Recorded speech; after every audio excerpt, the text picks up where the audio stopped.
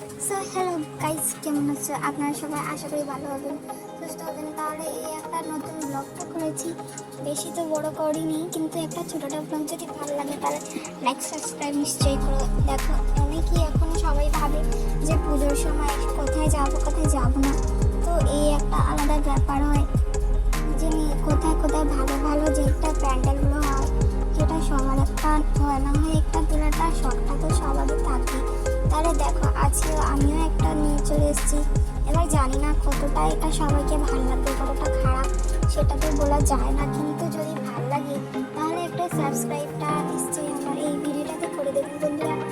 এই অনেকই কষ্ট হয় এই ভিডিওগুলো বানাতে গেলে, আর যদি কেউ লাইক না করে না খুবই খারাপ লাগে। তাহলে দেখতে পাচ্ছ অনেকেই আমি চেষ্টা করেছি এই ভিডিওটা বানানোর জন্য, কেন কি অনেকেই আমার রাত্রি হয়ে গেছিলো এই ভিডিওটা বানাতে বানাতে, এত রাত্রি হয়ে গেছিলো মানে ঘোরাটা কোনো টাইমই নাই বেশি।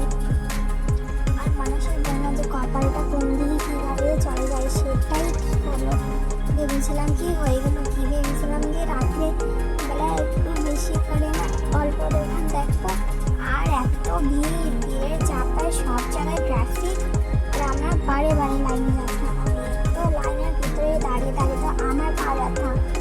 অনেক রাত্রি, যত রাত্রি করে ঘুরানো হবে ততই অনেকই বেশি ভিড়ভাড়টা হবে। তা এর থেকে ভালো তোমরা একটা কাজ করো, যদি তোমরা দুর্গাপূজায় ফার্স্ট টাইম করতে যাচ্ছ তাহলে একটা কাজ করো, তোমরা সকালবেলায় ঘুরে দেখে না, ঘুরে টুরে দেখে না, কেন কি রাতের বেলা বেড়াতে গেলে পরে অনেকই জিনিসগুলো তোমরা দেখতে পারবে না। আর এত ভিড়ের চাক্কা ভাই, মানে বলতে বা যাবে না। মানে প্রথম দিন এটা আমি বানাচ্ছি গাইস, তোমরা ভাবতে পারছো এই প্রথম দিনের মনে হবে না, এত ভিড় আমাদের ওয়েস্ট বেঙ্গলে।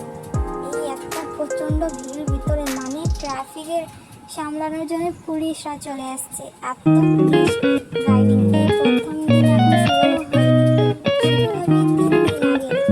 আরে দেখো না কত যে ভিড়